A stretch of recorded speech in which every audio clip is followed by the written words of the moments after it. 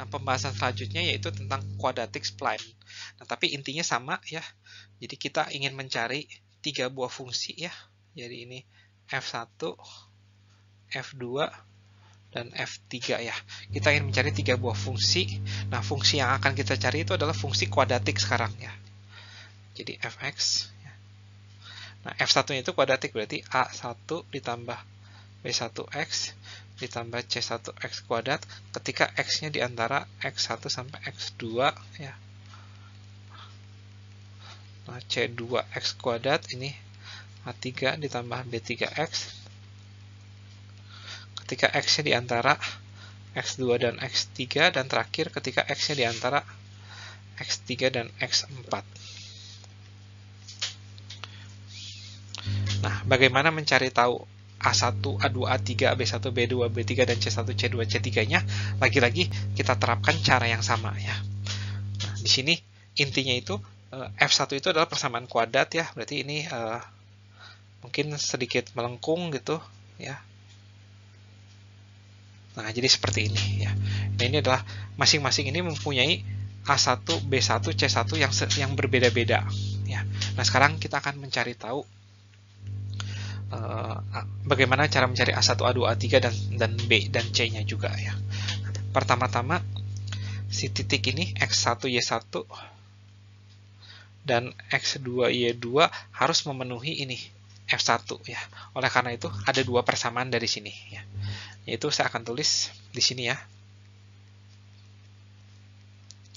C1 X1 kuadrat ini harus sama dengan Y1 A1 ditambah B1 X2 kuadrat ini harus sama dengan Y2.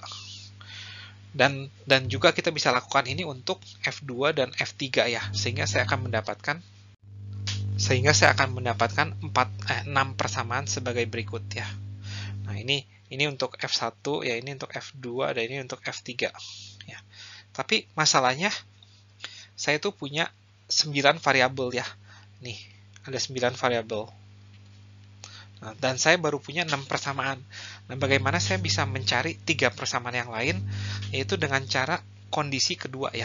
Kondisi kedua itu adalah turunan ya di X di sini nih ya. Ini saya hapus nih biar nggak membingungkan ya. Jadi turunan di sini dan turunan di sini tuh harus continue ya. Ya, jadi turunannya itu harus sama gitu. Jadi turunan pakai F1 dan turunan pakai F2-nya itu harus sama gitu ya.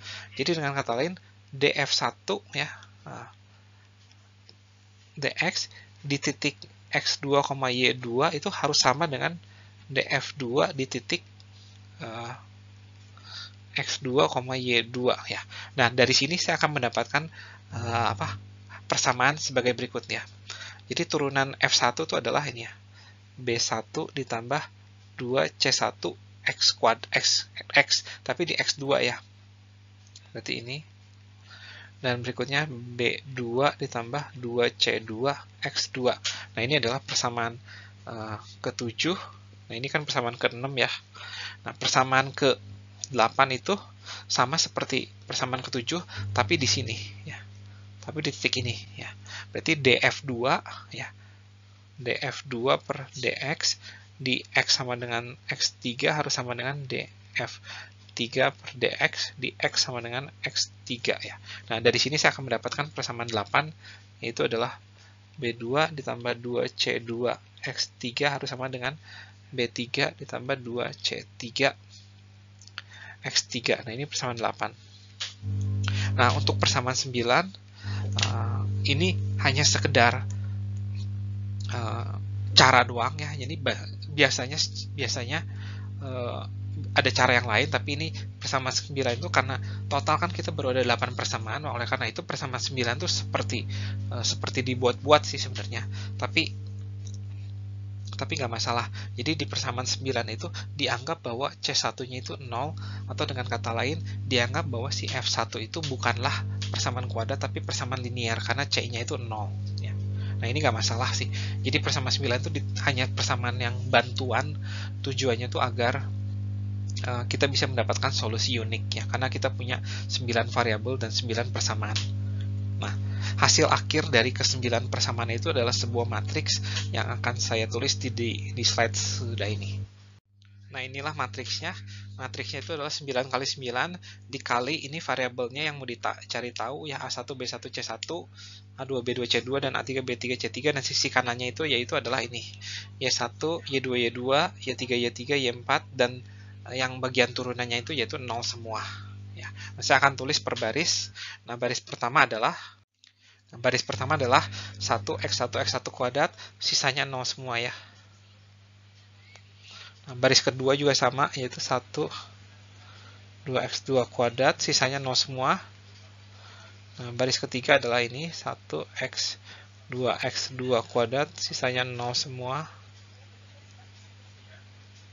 Nah, baris keempat juga sama seperti baris ketiga, tapi kita pakai data x3. Dan baris ke-5 adalah juga baris ke-6 ya, tapi pakai data x4. Nah, ini adalah 6 baris pertama, semoga cukup jelas.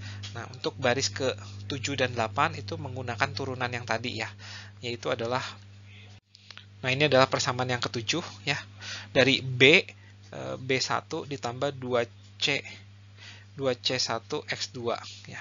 Dan itu harus sama dengan yaitu, karena saya pindahkan ke satu sisi makanya ini jadi negatif. Nah, persamaan ke-8 adalah ini 1 2x3 min 1 min 2x3 0, dan persamaan terakhir itu adalah asumsi tadi ya, yang A1 sama dengan 0 ya. Nah, lagi-lagi ini bisa diselesaikan dengan metode numerik di sistem persamaan linear ya, dan kita akan mendapatkan A1 sampai C3 itu nilainya itu berapa. Nah, semoga cukup jelas. Spline interpolasi ini tuh seperti ini ya. Nah, jika kita punya lebih banyak titik ya, misalkan lebih banyak, ada berapa titik, misalkan ada n titik, berarti kita akan punya matriks berukuran berapa kali berapa ya. Anda bisa tebak, yaitu adalah berukuran. Nah, jadi kalau kita punya 4 titik nih, kita punya 9 variabel ya. Nah, kalau punya 3 titik misalkan ya, 3 titik berarti ada 2 daerah, berarti ada 6 variabel. Nah, maka kalau ada n titik, total ada berapa variabel yang kita harus minta, yaitu adalah ini, 3 dikali n-1 variabel. Jadi matriksnya ukurannya ini nih ya. Nah, semoga cukup jelas dari spline interpolasi. Dengan ini materi untuk UTS sebenarnya sudah selesai. Kita akan lanjut ke subbab berikutnya, yaitu mengenai turunan numerik.